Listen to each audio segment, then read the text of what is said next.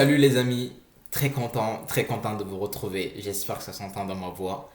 Bienvenue dans le second épisode de cette série consacrée aux talents et vedettes de Première Ligue. Le premier épisode consacré à Mitoma est à retrouver sur la chaîne. J'ai pris beaucoup de plaisir à le faire. Merci pour vos retours positifs d'ailleurs. On se retrouve donc pour ce deuxième épisode consacré au crack d'Arsenal, probablement futur MVP si jamais Arsenal remporte le titre de Première Ligue. Bukayo Saka, voilà, le nom est dit, let's go. Beaucoup d'entre vous savent qu'il est issu du centre de formation d'Arsenal, mais on sait très peu sur son parcours avant d'être le crack qu'il est aujourd'hui en fait. Voilà, ses épreuves, le rôle de ses parents dans sa carrière, ses œuvres caritatives, sa progression fulgurante à chaque étape, ainsi que les dernières infos sur son futur. C'est vraiment de tout cela que nous allons parler, nous allons tout décrypter durant cette vidéo et plus encore. Avant de parler de son enfance, il y a quelques infos intéressantes à savoir sur lui. Bukayo Saka est d'origine nigériane et anglaise. Il a choisi de représenter l'équipe d'Angleterre, bien qu'il aurait pu jouer pour le Nigeria. Il avait donc les deux options. Saka a remporté le prix du joueur de l'année de l'Académie d'Arsenal à 3 reprises. Clairement un crack depuis toujours. On se rend compte que ce qu'il fait aujourd'hui ne date pas de maintenant. Il a toujours été très chaud depuis qu'il était tout jeune. Il est surnommé Little Chile par ses coéquipiers en raison de sa rapidité et de son dynamisme sur le terrain. On le voit chaque week-end casser des rangs en première ligue, rien d'étonnant à ce propos-là. Il est aussi également connu pour sa modestie et son humilité en dehors du terrain. Il a été salué, je trouve, pour cette attitude, d'ailleurs, qui dénote, à mon avis, d'une certaine éducation, voilà. Et aussi, il ne porte aucun tatouage Saka. Il n'en porte pas et beaucoup le trollent à ce propos en disant que sa mère ne le permettrait pas en fait. Saka a récemment fait un FaceTime avec Kim K et Declan Rice ainsi que plusieurs coéquipiers en sélection l'ont pas mal chambré à ce propos, on l'a tous vu. Cela a amené plusieurs questions comme le fait de se demander s'il est casé ou non. Il est très discret sur sa vie privée, mais il faut savoir qu'il possède un avion de chasse, comprendra qui pourra. Et il reste très attaché à ses origines en œuvrant beaucoup pour le Nigeria. Voilà. Ce n'est qu'un avant-goût les gars de tout ce dont on va parler durant cette vidéo et on commence sans plus tarder par son enfance. Bukayo Saka, les gars, c'est la génération 2000, ce qui ne nous rajeunit pas. Il est né un jour de septembre 2001 à Ealing, une banlieue de Londres. Son nom Bukayo signifie ajouter de la joie. En tout cas, il en apporte aux fans d'Arsenal. Ses parents, Yomi et Adenike Saka, originaires du Nigeria, sont tous deux supporters d'Arsenal, ce qui est très intéressant pour sa carrière. Les deux ont fait une immigration économique en Angleterre. Et Saka souligne à chaque fois que son padre a eu vraiment un impact colossal sur sa carrière et son développement en fait. Son père est un homme d'affaires et sa mère une comptable diplômée agréée de l'université de West London. Donc on voit bien qu'il est bien entouré depuis qu'il est tout jeune. Il a un grand frère, Abayomi, qui était aussi footballeur avant de changer de carrière par la suite en fait. Voilà. Ça ne marche pas pour tout le monde, ça a marché pour Saka, donc c'est top pour eux. Ses parents et son entourage, franchement, ont donc été très présents pour permettre sa croissance et son développement, ainsi que son éducation finalement. Saka a donc commencé à jouer au football très jeune. Il a été repéré par les recruteurs d'Arsenal à l'âge de 7 ans. Il avait auparavant évolué à l'Académie des jeunes de Watford. Je l'ai d'ailleurs mis sur la miniature pour cette raison-là.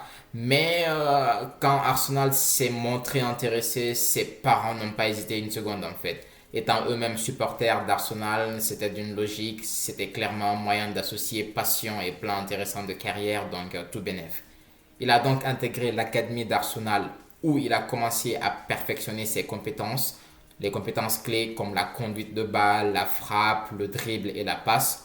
Trevor Bumstead, son entraîneur en U16, disait ceci à son sujet. Bukayo s'est toujours démarqué chez les jeunes, il avait une superbe prise de décision, il savait quand dribbler et quand faire la passe, il a de très bonnes capacités physiques et c'est vraiment une belle personne. Voilà, ce sont les paroles de son coach. Ce n'est donc pas étonnant ce qu'on observe encore chez lui aujourd'hui. Il a toujours les mêmes qualités et ça c'est top. On poursuit. Saka a progressé rapidement dans les rangs de l'académie et a été nommé capitaine de l'équipe des moins de 18 ans d'Arsenal en 2017-2018. La saison suivante, il a été promu. Voilà, tu vois, le mec est surclassé. Il a été promu dans l'équipe des moins de 23 ans et a commencé à s'imposer comme l'un des meilleurs joueurs de l'académie. C'est d'ailleurs l'ex-légende des Gunners, Freddy Landberg, qui s'est battu pour accélérer son accession au plus haut niveau en fait. Donc Gigi, à lui, il a beaucoup joué pour la progression de Saka. Saka a signé son premier contrat professionnel avec Arsenal à 17 ans. Ce qui est intéressant, c'est que ce passage marque la transition entre Saka chez les jeunes et Saka chez les seniors. Et donc, good evening, j'arrête. Unai Emery a lancé le jeune Lascar aka Little Chili en Europa League contre le Vorskla Poltava. Il a remplacé Aaron Ramsey et a contribué à une victoire de 3-0 des Gunners. Il a également fait ses débuts en Première Ligue en remplaçant Alex Iwobi contre Fulham. Une des anecdotes les plus marquantes de sa carrière est son premier but avec l'équipe première d'Arsenal lors d'un match de Ligue Europa contre Francfort. Les fans du Barça connaissent. Il avait seulement 18 ans et il a vraiment aidé les Gunners, je trouve, à remporter la victoire 3-0. Donc c'est à mettre à son crédit, quoi. Quelque temps après, Saka a signé un nouveau contrat avec Arsenal. Ça va trop vite avec lui. Et c'est une manière pour Arsenal de lui témoigner leur confiance. Cette même saison, il a également été élu joueur de l'académie d'Arsenal. Lors de la saison, Saka a été un joueur polyvalent pour Arsenal, jouant à l'aile gauche, à l'aile droite et même comme arrière gauche. Malgré son jeune âge, il était un titulaire régulier sous la direction du seul et unique Mikel Arteta, qui avait auparavant fait ses classes auprès d'un autre coach espagnol très intéressant en Première Ligue qui n'est plus à présenter. Durant la saison écoulée, Saka avait inscrit 4 buts et délivré 12 passes décisives en 38 matchs, toutes compétitions confondues. Il avait commencé à jouer un rôle plus important dans l'équipe d'Arsenal sous la direction d'Arteta. Il a notamment marqué son premier but contre les Loups de Wolverhampton. Du coup, durant la saison suivante, Saka a vraiment continué à s'améliorer et à jouer un rôle important pour Arsenal. Il a notamment marqué un but crucial lors d'une victoire d'Europa League contre Benfica. Maintenant, pendant la saison 2020-2021 qui a suivi, Saka est vraiment devenu un titulaire indiscutable pour Arsenal, principalement sur le côté gauche. Il s'est également montré très prolifique pendant la période des fêtes. Boxing Day, vous connaissez, marquant contre Chelsea, West Brom et fournissant une passe décisive contre Brighton. Il a également contribué au Community Shield qu'Arsenal a remporté contre Liverpool en fournissant une passe décisive pour le but de Pierre-Emerick Aubameyang. Maintenant, malgré la saison difficile d'Arsenal en 2021, Saka a été l'un des rares points positifs de la saison pour le club. Il a remporté le prix du joueur de la saison d'Arsenal et a été élu meilleur jeune joueur de la saison en Première Ligue. La saison dernière, là, les gars, il a continué sa progression. En 43 matchs, toutes compétitions confondues, il a réalisé 12 buts et 7 passes décisives. C'est clairement intéressant. Il est perpétuellement en progression et cette saison-là, cette année en 2023, sa meilleure saison all-time pour moi avec des stats en double-double. Au moment où je fais cette vidéo, il en est à 12 buts et 10 passes décisives en Première Ligue. C'est totalement insane et ça montre bien que c'est un joueur qui est vraiment sur une courbe ascendante à chaque fois. Maintenant, on va parler de Saka chez les Three Lions. Saka a toujours joué pour l'équipe d'Angleterre malgré ses origines nigériennes. J'en ai parlé en début de vidéo. Il a évolué et marqué dans les sélections de jeunes. En octobre 2020, Porte Sud, Gareth Southgate le convoque pour la première fois et il marque son premier but international quelques temps après lors d'un match amical contre l'Autriche en juin 2021, on va dire. Jusque-là, parcours plutôt timide vu que les places de devant étaient occupées en sélection. C'est vraiment lors de l'Euro 2020 que Saka a réellement explosé aux yeux du monde entier. Malgré son jeune âge, il a été sélectionné pour faire partie de l'équipe d'Angleterre et a marqué des points auprès de Southgate du coup, grâce à son attitude positive, son professionnalisme, mais aussi son jeu sur le terrain.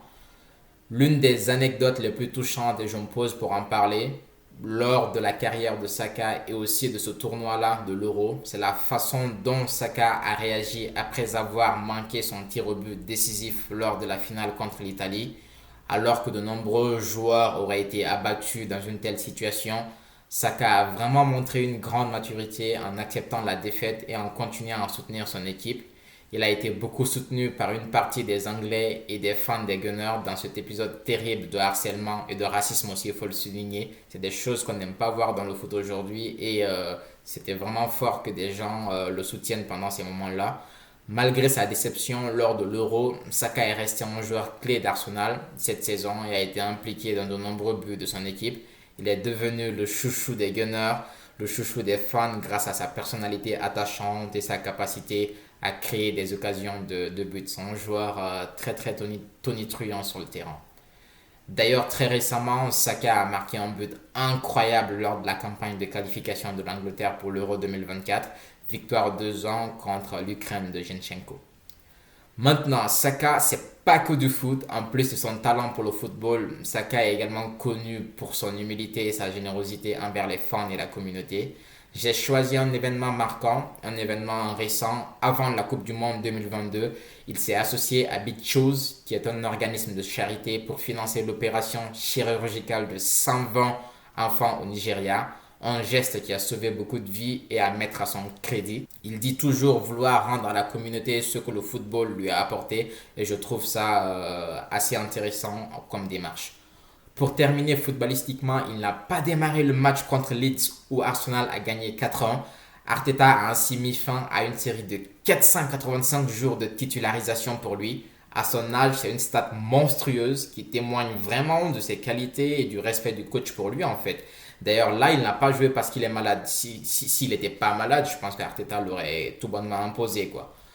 Maintenant, concernant son futur, d'après le Daily Mail, Saka pourrait prolonger avec Arsenal. Je pense que la plupart des Gunners qui écoutent cette vidéo et entendent le terme prolonger se sentent rassurés. Voilà, il pourrait prolonger avec Arsenal et obtenir un contrat de 15 millions de livres sterling, environ 17 millions d'euros à l'année.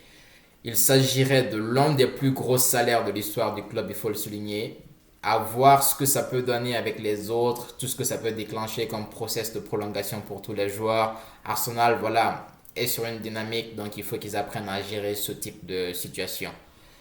La carrière de Saka est en pleine expansion, les gars. Il est considéré comme l'un des jeunes joueurs les plus prometteurs du football anglais. Sa polyvalence, sa technique, sa rapidité et sa maturité sur le terrain sont autant de qualités qui font de lui un joueur vraiment très recherché sur le marché des transferts. Il n'est donc pas étonnant que Arsenal cherche à le blinder très vite. Voilà, on arrive au terme de ce chemin sur l'histoire de Bukayo Saka qui s'écrit de jour en jour, les gars, et c'est pas terminé. Avec lui, on en verra, c'est sûr.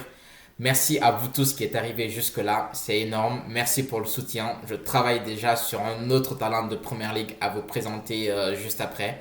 N'hésitez pas à vous abonner, mettre un like et me donner vos avis sur Saka en commentaire. Si vous avez des suggestions sur des talents de Première Ligue qui vous intéressent et dont vous voulez que je parle, n'hésitez pas à le suggérer en commentaire. On se retrouve pour une prochaine vidéo très vite. D'ici là, prenez soin de vous la famille. Ciao!